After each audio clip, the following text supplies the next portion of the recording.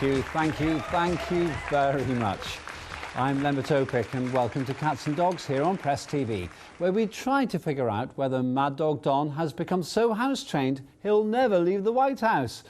And we reveal the name of the mystery man who says that Mr. Trump is the greatest president of all time. And here's a clue, this mystery person's surname sounds like Dump.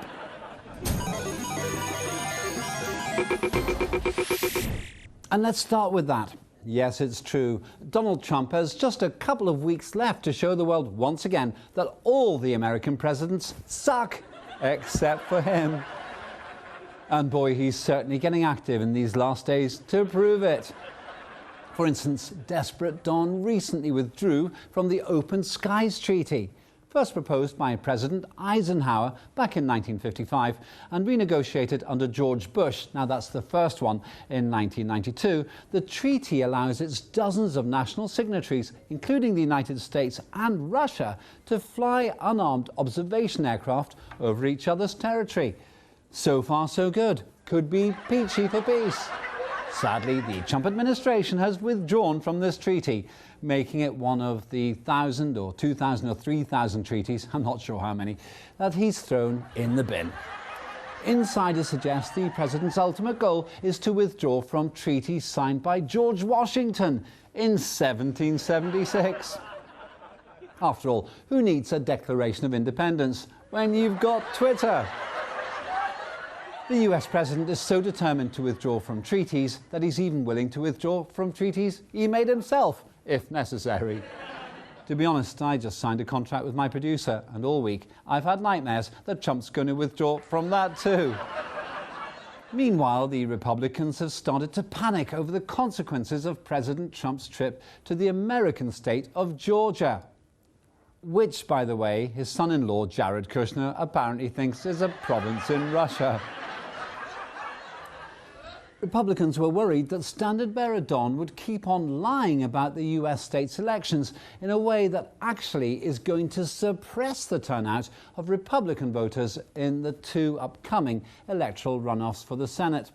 Now, these matter because losing those could cost the Republicans control of the whole Senate. So his own party were afraid Trump's tactless talk at the rally would backfire. And he's got form on that, just like his foreign policy over the past few years. I mean, let's be honest. President Don's maximum pressure policy against Iran simply provoked Tehran to ramp up its enrichment of uranium. His tetchy trade war against China has made the Chinese economy even bigger than it was before. And his beautiful correspondence with Kim Jong-un has somehow convinced North Korea to revive its missile industry.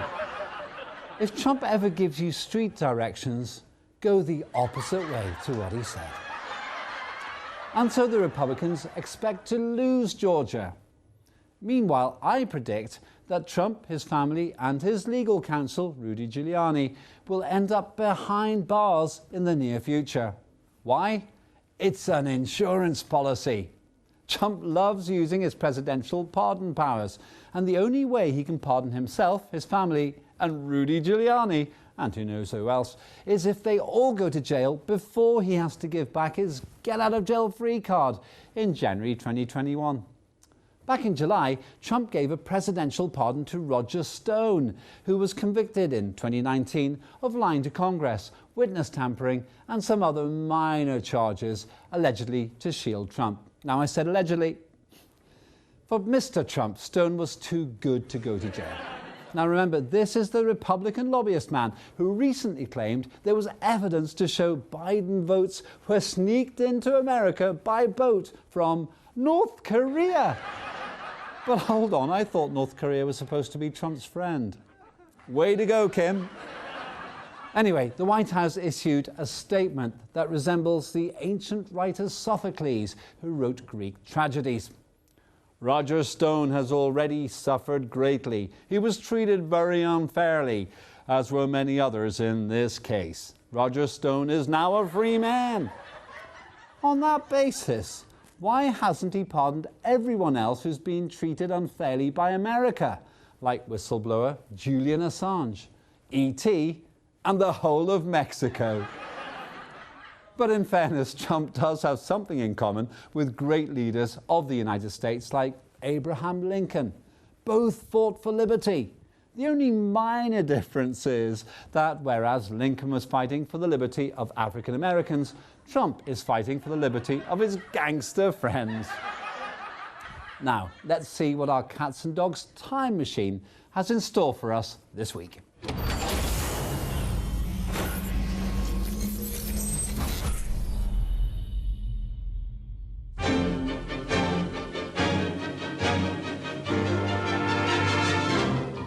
"1,000 years ago today, the U.S. Army got ready for the presidential inauguration.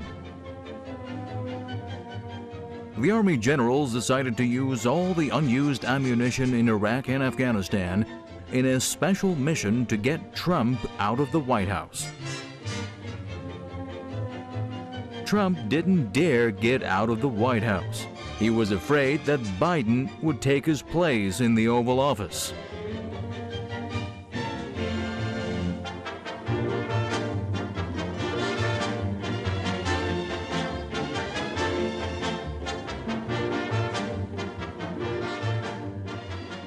He issued an executive order allowing himself to appeal the Supreme Court for recount for 4 years. He promised to accept the election results after that 4 years. On Inauguration Day, the U.S. Army launched Operation Sleepy to move Biden to the White House. Trump's bodyguards attacked the car carrying the president-elect to the White House.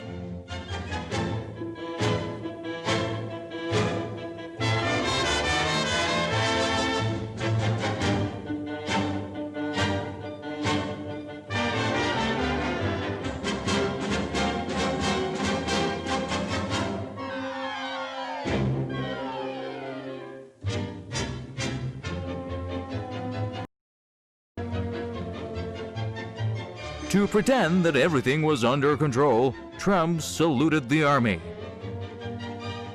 Revisionists say that Trump's insistence to remain in the White House had roots in his deep religious beliefs. After all, on his inauguration day, Trump had promised with his hand on the Bible that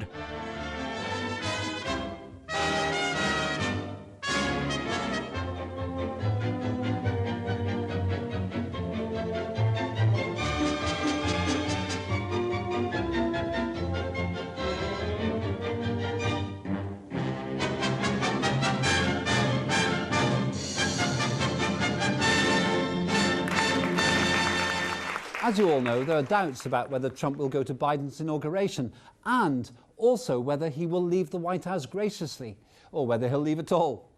That, incidentally, is why the US Army is withdrawing from Afghanistan.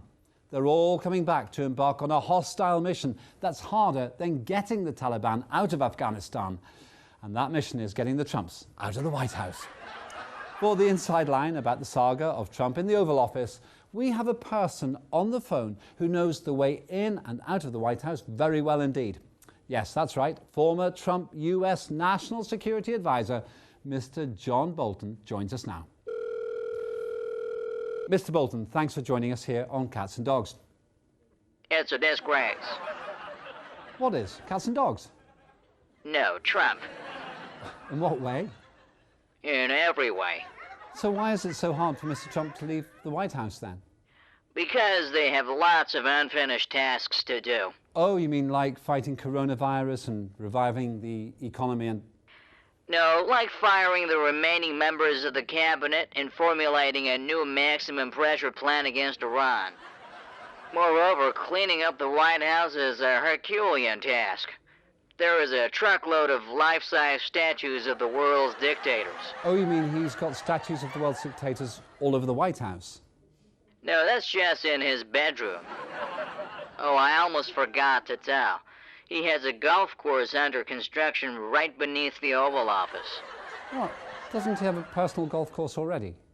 Well, he wanted to have a secret one, away from the prying eyes of paparazzi, where he could play golf with whomever he likes. You see what I mean?